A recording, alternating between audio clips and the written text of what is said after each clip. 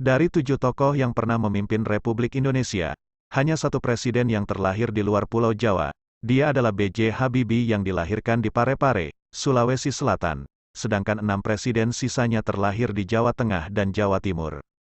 Sebut saja Soekarno yang dilahirkan di Blitar, Soeharto yang terlahir di Bantul, lalu Abdurrahman Wahid yang lahir di Jombang, dan Megawati Soekarno Putri dilahirkan di Yogyakarta. Adapun Susilo Bambang Yudhoyono terlahir di Pacitan, serta Joko Widodo terlahir di Surakarta.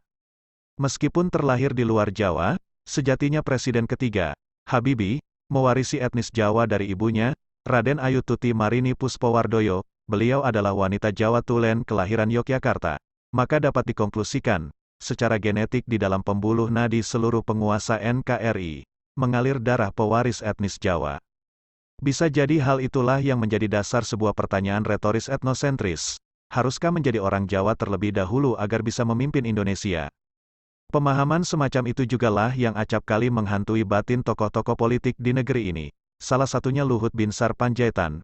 Dia bahkan mengingatkan masyarakat dari luar Jawa supaya sadar diri jika ingin maju sebagai calon presiden dalam waktu dekat. Kalau Anda bukan orang Jawa dan pemilihan langsung dilakukan hari ini, saya enggak tahu 25 tahun lagi, udah lupain deh, enggak usah kita memaksakan diri. Sakit hati, ungkap Luhut, Rabu tanggal 21 September tahun 2022, dikutip dari Kompas.com. Oleh sebab itu, menurutnya, dia adalah tokoh yang hampir tidak mungkin jadi Presiden RI. Pria yang menjabat sebagai Menko Marves itu hanya bisa legowo serta memilih untuk menahan diri dari keriuhan bursa pencalonan presiden. Selain Luhut, tokoh politik lain seperti Jusuf Kalla sebelumnya juga memiliki keresahan senada.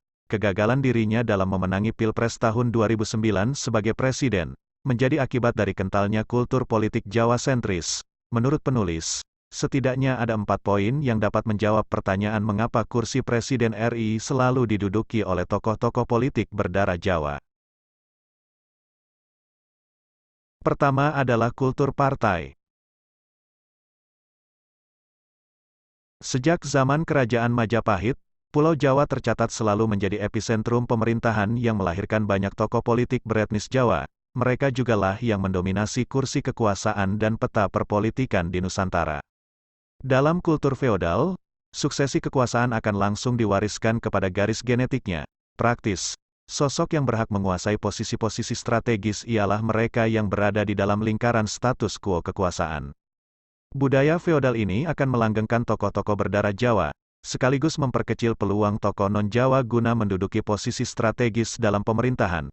Adapun dalam konteks politik kekinian, kultur ini masih terus dilestarikan sampai detik ini, terutama kaderisasi dalam internal partai politik. PDIP misalnya, yang cenderung akan mengorbitkan Puan Maharani sebagai pewaris Megawati, baik sebagai calon ketum partai maupun sebagai kandidat presiden pada pemilu 2024 mendatang. Tren serupa juga dijumpai pada Partai Demokrat yang mulai melambungkan sang putra mahkota, Agus Harimurti Yudhoyono, sebagai pewaris setelah SBY. Akibatnya, sistem meritokrasi di dalam internal partai pun terhenti. Layaknya seleksi alam, pendekatan itu membuat politisi-politisi di luar etnis Jawa akan terdepak dari bursa pencalonan Pilpres, sementara konsekuensi logisnya, kursi kekuasaan tanah air akan terus didominasi tokoh-tokoh beretnis Jawa. Kedua, demografi mayoritas.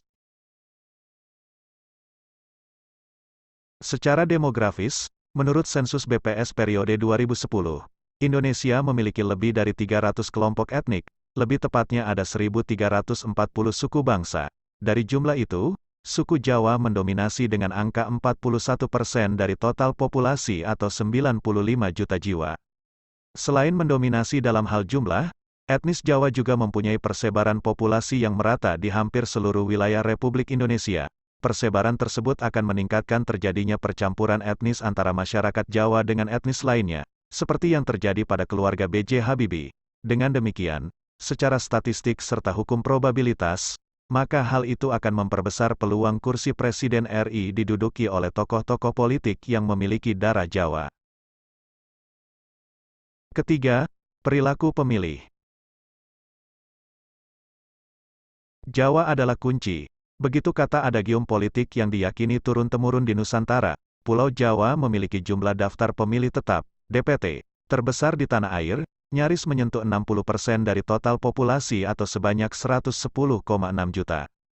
Adapun dalam pemilu 2019 lalu, Jawa Tengah, DIY, dan Jawa Timur, sebagai representasi wilayah suku Jawa, secara akumulatif mengantongi jumlah DPT tertinggi, yakni mencapai 61 juta. Tidak heran, Jawa memiliki nilai yang sangat strategis dalam setiap gelaran pemilu. Pulau terpadat di Indonesia ini akan selalu menjadi rebutan bagi partai politik untuk mendongkrak perolehan suara. Siapa saja yang bisa menguasai Jawa, akan mampu memenangi pemilu. Atas dasar itu, banyak kandidat pemilu yang melakukan politik identitas guna membajak suara pemilih berdasarkan persamaan etnis dan kedaerahan. Para pemilih sedikit banyak akhirnya akan terpengaruh dengan narasi-narasi itu. Dominasi etnis Jawa serta persebaran populasi yang terkonsentrasi di Pulau Jawa itu memiliki relasi yang erat jika dilihat dari perspektif politik identitas serta representasi politik. Adapun jika ditilik dari sudut pandang ilmu psikologi sosial, etnis Jawa yang mendominasi populasi Indonesia akan cenderung memilih tokoh-tokoh yang merepresentasikan identitas sosial dan mampu mengakomodasi kepentingan mereka sebagai kelompok mayoritas. Dengan begitu, di luar faktor popularitas dan elektabilitas, para kandidat presiden beretnis Jawa bisa memiliki peluang yang jauh lebih besar guna memenangi Pilpres, sebab mereka sudah mempunyai modal kesamaan identitas etnis dan kedaerahan dengan kelompok pemilih mayoritas. Keempat, mitologi. Mitos yang menyebut bahwa Indonesia harus dipimpin oleh orang Jawa banyak ditulis di dalam ramalan-ramalan Jawa kuno, salah satunya ramalan Jayabaya. Dalam kitab kuno itu disebutkan bahwa ada sosok Satria Piningit dan Ratu Adil yang akan membawa kemakmuran dan kemajuan di tanah Jawa dan Indonesia dengan gaya kepemimpinan yang jujur, adil, serta berjiwa ksatria. Bahkan, ada anggapan yang mengklaim bahwa jika Presiden RI tidak berasal dari etnis Jawa, maka akan ada petaka yang sangat hebat. Contohnya, ketika Habibie berkuasa, Timor Leste memisahkan diri sehingga mengancam keutuhan NKRI. Kendati pola pikir pemilih sudah lebih rasional, ramalan semacam itu ternyata masih banyak dipercayai oleh sebagian pemilih di wilayah Jawa.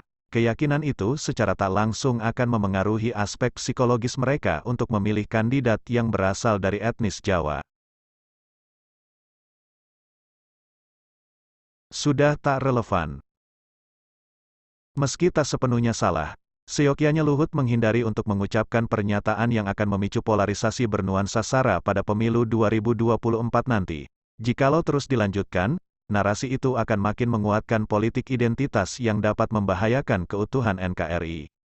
Selain bertentangan dengan semangat Bhinneka Tunggal Ika, etnosentrisme demikian juga bisa memberikan kesan seolah-olah hanya etnis Jawa lah yang berhak memimpin Indonesia. Padahal, dalam UUD atau peraturan lain yang mengatur tentang pemilu, tak ada satupun pasal yang mengatakan bahwa presiden harus berasal dari daerah atau etnis tertentu. Sesuai amanat konstitusi, setiap warga negara memiliki hak yang sama untuk memilih dan dipilih. Demi kebaikan masyarakat Nusantara, dikotomi itu sudah harus ditinggalkan. Apalagi Indonesia adalah bangsa yang dirajut dengan semangat persatuan di atas keragaman serta perbedaan etnis, bahasa, budaya, dan agama. Dalam kurun puluhan tahun ke depan, perkawinan antar etnis akan membuat dikotomi suku tidak berlaku. Pasalnya, banyak warga yang mempunyai garis persilangan atau percampuran antara etnis satu dengan etnis yang lainnya. Seluruh kelompok etnis telah melebur menjadi bangsa Indonesia seutuhnya. Seiring dengan perkembangan zaman serta dinamika perpolitikan tanah air, pemilihan calon presiden yang hanya dilandaskan pada kesamaan identitas, sudah tak relevan lagi untuk diamini. Prinsip pemilih hari-hari ini, terutama kaum muda, sudah lebih cerdas dan tak mudah didikte atau dibelokkan dengan isu-isu SARA. Mereka tak akan memilih kandidat berdasarkan faktor identitas, tetapi berdasarkan aspek prestasi serta visi dan misi yang ditawarkan oleh para kandidat presiden. Generasi muda yang diisi para pemilih milenial serta Gen Z, adalah kelompok yang melek internet yang mempunyai banyak preferensi informasi. Fakta itu membuat mereka sangat berhati-hati dalam menjatuhkan pilihannya. Bagi pemilih pada umumnya, idealnya aspek kejujuran, kesederhanaan, serta keberpihakan pada rakyat, khususnya rakyat kecil, menjadi hal esensial yang harus diposisikan di atas aspek-aspek lainnya yang tidak relevan. Tidak penting asal daerah dan etnisnya, jika kandidat presiden bisa menawarkan ide yang akan membawa Indonesia pada kemajuan, maka mereka akan memiliki peluang lebih besar untuk menjadi RI 1. Rasionalitas semacam itulah yang harus terus dipupuk dan dipromosikan kepada pemilih pemula sebagai edukasi politik yang sehat. Biar bagaimanapun, merekalah yang kelak akan meneruskan tongkat estafet pemerintahan. Di tangan merekalah masa depan Indonesia kita titipkan.